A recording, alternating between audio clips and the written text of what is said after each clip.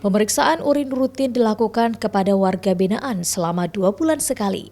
Hal ini untuk mencegah adanya warga binaan yang menggunakan narkoba sekaligus mendeteksi masuknya narkoba ke wilayah lapas tersebut. Jika ditemukan dan terbukti positif narkoba, nantinya mereka akan diperiksa dan akan ditindak kembali sesuai aturan yang berlaku. Selain itu, pemeriksaan ruang tahanan juga rutin dilakukan oleh petugas. Petugas juga memusnahkan barang-barang yang ditemukan di ruang tahanan warga binaan saat dilakukan pemeriksaan.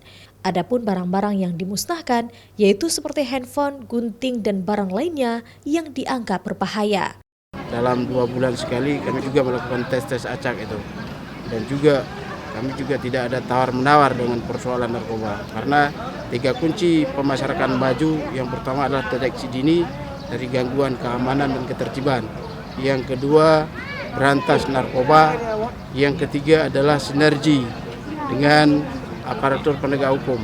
Lapas kelas 2A Banda Aceh yang berada di Lambaru Aceh Besar sendiri merupakan lapas yang paling banyak dihuni oleh warga binaan.